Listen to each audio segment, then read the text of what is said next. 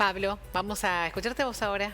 Bueno, vamos a meternos en los datos que se dieron a conocer ayer sobre la evolución de la economía en la Argentina, el PBI, el crecimiento, que viene todavía con el efecto de cola de lo que fue el primer trimestre, la recuperación tras la pandemia y que comienza a dar unas señales de alerta que fueron las que ya más o menos preveíamos, en la que todavía es difícil determinar cuál será el alcance de acá hasta fin de año, ¿no?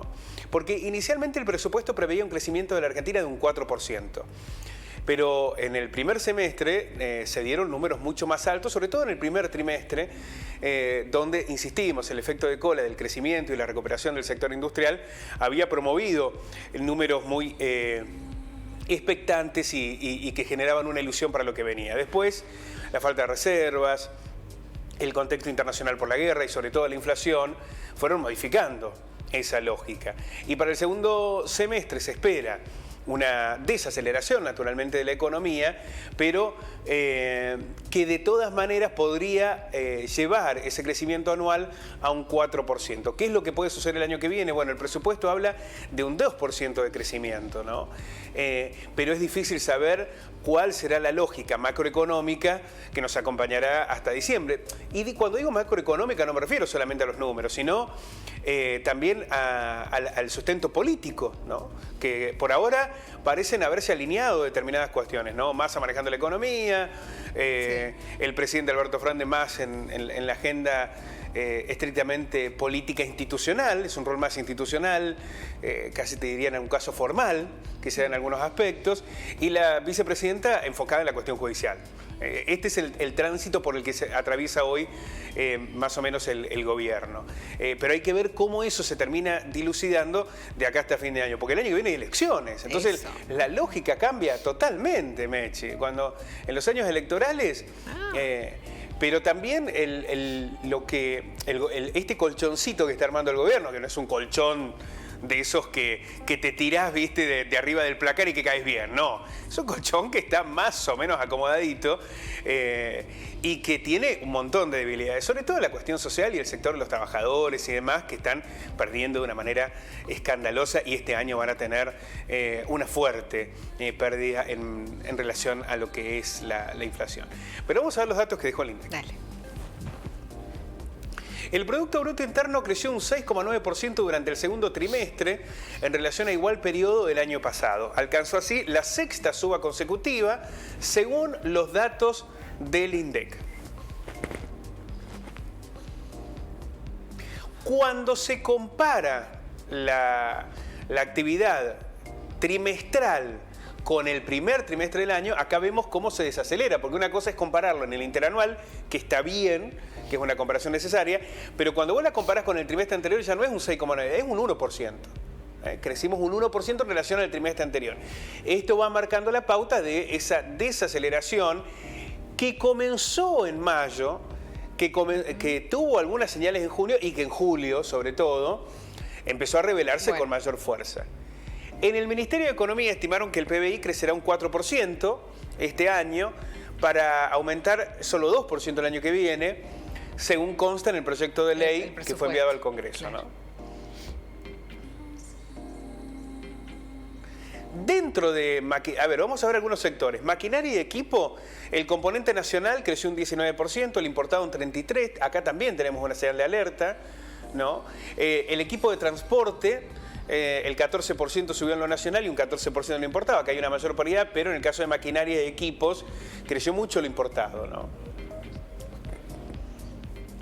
¿Qué pasa con el valor agregado del sector agricultura y ganadería? Ojo, hablamos de valor agregado, no lo que tiene que ver con la cosecha, ¿no? Sino el valor agregado en los productos agrícolas ganaderos, bueno, descendió un 5,2% en el segundo trimestre. El sector de la pesca sí mostró un incremento interanual del 24,1%. El rubro de explotación de minas y canteras también ascendió un 15%, fuertemente influenciado por la mayor producción de petróleo. Este año, y este va a ser un dato, porque nos hemos quedado con el faltante de gasoil, ¿no? Que fue una preocupación. Pero ha habido, y ya lo vamos a hablar, una fuerte suba de la explotación petrolífera y gasífera en la Argentina, que en lo inmediato tiene un efecto relativo. En el mediano y largo plazo puede ser clave para el país, ¿no? No solamente para sustituir importaciones, sino hasta por la expectativa de exportar y que eso genere dólares para el país. Está habiendo un crecimiento muy importante. La industria manufacturera registró un aumento en el nivel de actividad del 7,7%. También la construcción tuvo un incremento del 9,9% en el segundo trimestre.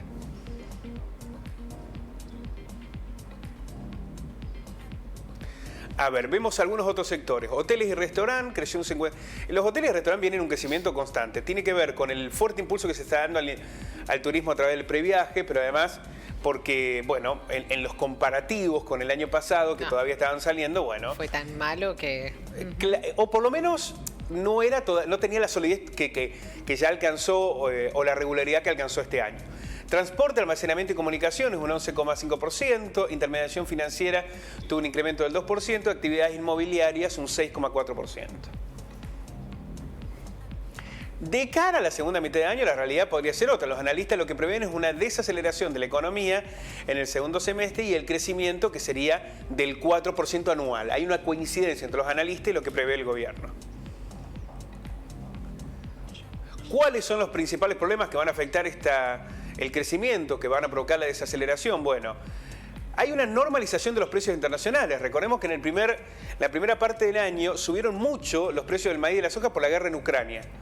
Pero eso comenzó a normalizarse, por lo cual esa suba ya no tiene ese impacto. El tema de la alta inflación, que ha alcanzado números escandalosos en la Argentina. Esto ha provocado una reducción del consumo, hay una baja en el consumo, la gente te alcanza menos la plata, compras menos. Esto también prevé una caída en la inversión, porque es muy difícil prever cómo va a ser la realidad el año que viene. Además, un año electoral, ¿no? Y además las restricciones en las importaciones que tienen algunos sectores que dicen no tenemos los dólares para poder importar, ¿no? Este escenario que se plantea en la economía, si no pensáramos lo que puede pasar y nos quedáramos solo con lo que ha pasado, diríamos, ¿por qué no estamos chochos? Si tenemos una economía que creció un 6,9%, si hay tantos sectores que están impulsando ese... ¿Por qué hay tanto malestar con el gobierno, con la economía y con la logística? Bueno, porque estos números no están impactando en una mayoría de la gente. El modelo económico que se impone es tan desigual que hay sectores que están teniendo una altísima rentabilidad, otros a los que les está yendo bien, ¿no? Que ha habido una reducción de la capacidad ociosa en las industrias, que además hay un crecimiento en la mayoría de los sectores. El problema es que hay una mayoría que está relacionado con el sector de los trabajadores, que la está pasando mal, que está perdiendo de una manera escandalosa. Nunca antes en la historia de la Argentina, los asalariados y los trabajadores informales perdieron tanto y durante tanto tiempo. ¿Se entiende este concepto, no? Claro. Desde el 2017 hasta ahora se perdieron casi un 20% del poder adquisitivo, ¿no? Esto en números, en pesos, si vos lo comparás en dólares, es un hecatombe. El acceso a los bienes es cada vez menor. Entonces, si vos tenés una mayoría que la pasa mal, ¿no? Y que además no puede ingerir, porque el asalariado no define el valor de su salario, y cada vez la torta se reparte más en un sector y menos en otro, bueno, ahí tenés el desenlace de por qué, aún creciendo a tasas, te diría casi China, 7%, Meche, es muchísimo. Un montón. Todo genera un malestar, hay una desazón sobre este modelo económico. Bueno, no siempre crecimiento implica claro. desarrollo, Claro. igualdad y mejoran las noticias. condiciones de vida. Claro, Y esto es lo que está ocurriendo con este modelo económico. Muchas gracias. A ustedes.